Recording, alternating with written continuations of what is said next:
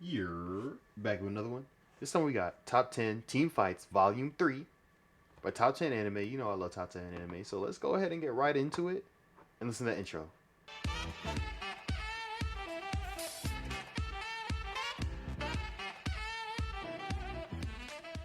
Sometimes enemies can be so powerful that you just have to work as a team to defeat the opponent.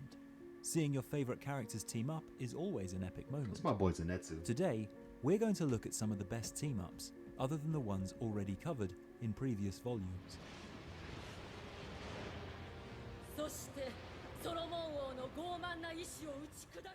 This was the biggest fight and finale that this anime had to offer, and everyone had to come together to put on a grand show. It started off with just one kingdom, but it quickly ended up with every kingdom and faction gathering to face this being that was about to destroy the planet. These different groups have their own political agendas and ideologies, which means that they don't necessarily get along. However, this is precisely what makes this unusual alliance all the more exciting, as they had to set aside their differences against this formidable enemy. The key character is of course Sinbad. He may not really be the protagonist, but he still dominates everything with just his presence alone.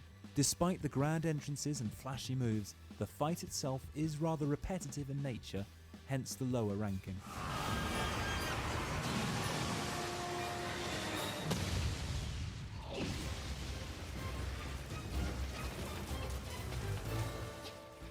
Magia Record is a side story that didn't receive the best of receptions due to the heavy comparison to the original. However, Season 2 still did a pretty good job. Despite the issues associated with the story, this fight was still a worthy one to mention. First of all, the quality of animation has significantly improved, and the action sequence is also well choreographed.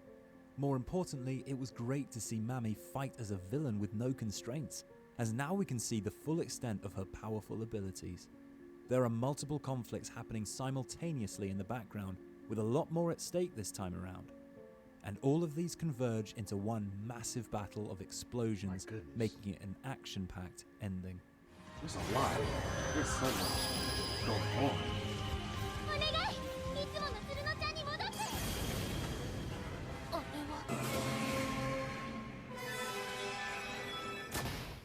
Lenny and Titan's last stand in Tact OP Destiny was definitely one of the more emotional fights. Tact OP Destiny was in itself filled with fantastic action scenes and was one of the best anime of that season. As expected, their last stand was filled with blood-pumping action. The pacing was incredibly fast, the action was intense, and there was a ton of land-altering explosions. However, the emotional connection that the audience has built towards these warm characters is what makes this fight that much more impactful. It was definitely a sad moment to see the end of such a warm, supporting character. I didn't even know they had a Sword Art Online movie. That's how little I was. I really like Sword Art Online. I hope this is loud enough. It isn't actually loud in my ear. Sword Art Online took the anime world by storm when it first came out and arguably started the isekai trend. Once again, the crew has to face a formidable foe, but unlike any before, this was a grand-scale battle against the original final boss. Every form of power was needed to combat this monstrous entity. Magic, wings, swords, guns, and everything else there is in these virtual worlds. Just when the core team was reaching their limit, the action gets amped up to an even higher level with the entry of more reinforcements. Although, even with the added reinforcements, it took everything they had to just stall this final boss. However, every boss is only the boss until the main characters switch to their favourite outfit.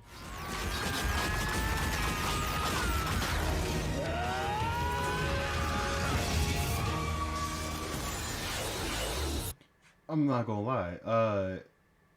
I'm still not gonna watch this, but Sword Art, I have a lot less hate for it in my heart as I used to. I used to like despise the show with a passion. Now, since time's gone by, I've just been like, oh, it's whatever. Sword Art. I'm not. I don't mind it. I'm not gonna watch it, but I don't. If you say you like Sword Art, you like Sword Art. Cool. Also, Sword Art definitely did start the mainstream like isekai popularity.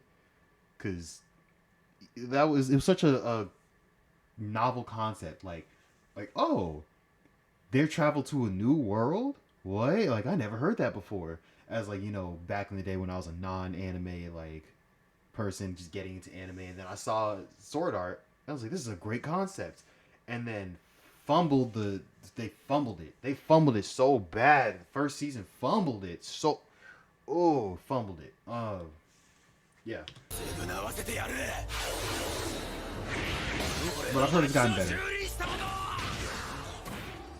Attack on Titan Final Part 2 is finally here, and we start the season off with an outright war with hundreds of casualties. Reiner is also back with a stronger resolve than ever to eventually put an end to all of this. Despite Eren's multiple Titan powers now, it still wasn't an easy fight against a team up of multiple Titans as they slowly chip away at him. Just when it seemed like it was over, Eren gets his own backup from his half-brother and his old friends. It was certainly a sight to see the Beast Titan switching sides and inflicting damage to Marley now. However, as usual, the Beast Titan underestimates his enemies and ultimately cost Eren's head. Gabi got aimbot. Gabi got aimbot. Let's not forget. Aimbot Gabi. Also, I need them to finish this show, bro. I'm so tired of waiting. I need it to be done. I need it to finish. I want to see the end. I don't want to read the manga, bro. I've been watching for years. Man. I feel like I'm watching One Piece again, dog.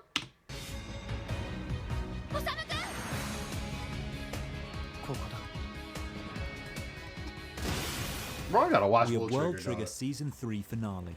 The pacing of the episodes may not be to everyone's liking due to the heavy explanations behind each battle sequence, but there is no denying that this anime has one of the best team battles. In fact, it heavily focuses on this, unlike many other shonen anime. In this team battle, we see a number of key turning points that prove to be vital for their success against one of the strongest teams World Trigger has to offer. The MC surprises the audience with his strategies once again, and for the first time tasked himself to deliver the final blow to a top-tier border agent. However, the biggest development was Chika's growth to finally snipe to kill and ensure the safety of her comrades. So what I'm getting out of this is the World Trigger fights are kind of like the Hunter x Hunter fights, because the Hunter x Hunter fights, they be explaining everything. Ooh. One Piece.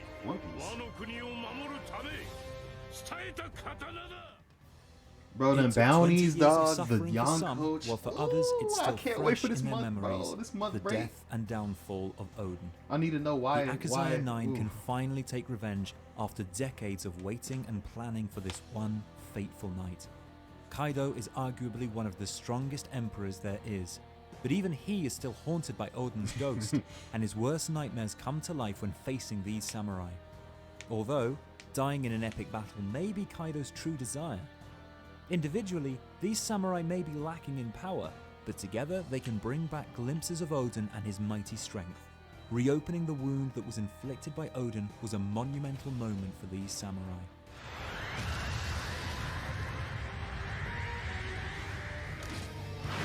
It looks so pretty. Bro. If y'all haven't read the manga, bro, just know things have changed. The world is will never be the same. The One Piece world, it will never be the same. That's all I'm gonna say. Actually, I'm gonna say one more thing. Buggy D Clown.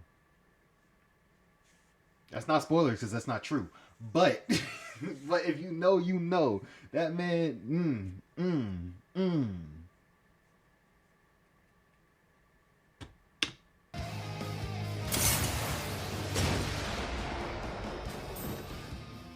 Gintama is an anime that is filled with multiple genres, but never would one expect the action to be so good as well. It has been over 300 episodes, but we finally see this dream team of 4 fighting together again. This reunion between rivals and enemies is one of the biggest moments of Gintama. These 4 have a long-running history, dating back to their childhood, but along the way their paths diverged while pursuing their own ideologies. Gin and Takasugi had the greatest rivalry and hostility towards each other, which is precisely what makes this team up so epic. We finally see these old friends and comrades team up to take on a common enemy, putting aside their past. 立派な大人になったもんだ。ほさきやがれ。 Honestly, I thought it would be the fight with the immortal, like Gin's immortal teacher, where they all had to gang up on him to beat him. I thought that would be the Gintama entry. That probably was on one of the other top team fights though. Oh my goodness, it's so dusty now. Like back in the day, this looks so good. It still looks good, but like back then standards. Now it looks so dusty. Oh my goodness. One of the most iconic team-ups was these two rivals. Once upon a time, Piccolo was out to destroy the world, and these two have a long history of conflicts. However, they would still rather fight alongside each other than let an alien take over the planet. This was a crucial arc where we learn more about Goku's origins, making the entire encounter that much more interesting. It's not uncommon for an enemy to become a friend in the Dragon Ball franchise, but this was still a surprise. The two strongest warriors on Earth at that time, teaming up against a powerful foe that was way beyond their capacity. Nevertheless, it was exciting to see how well they were able to fight together despite their long history of differences. And then he adopted his son. 大丈夫かピッコロ。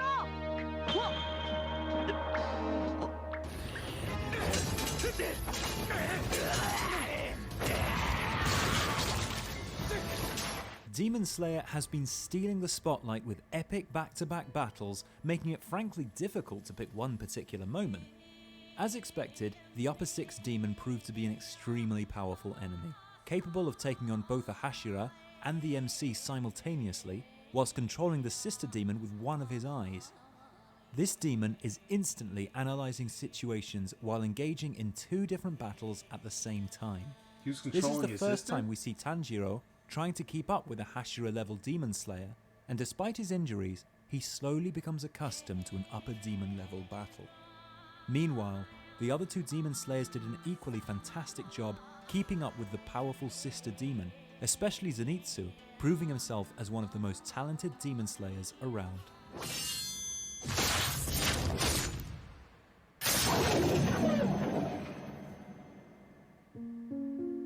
Sister got her head cut off about 4 times, and that's that arc. The brother really was holding it together. Also, didn't know that there were Tenzin Uzi will always remember as the god of the flashiness. Yes, that's fact.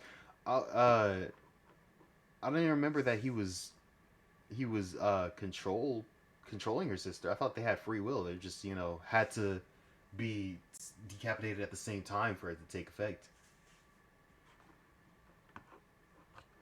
Quality's very good. Yeah, I saw that too. Like, bro, this channel, I love it. I love this channel, bro. This channel's so good. Like, this channel's so good. I hope y'all enjoy. They're not paying me to say this, but I actually do quite enjoy this channel. Like, yeah, it's probably one of my favorite top 10 channels to react to. So I hope y'all enjoy. Make sure y'all like the video, comment, subscribe.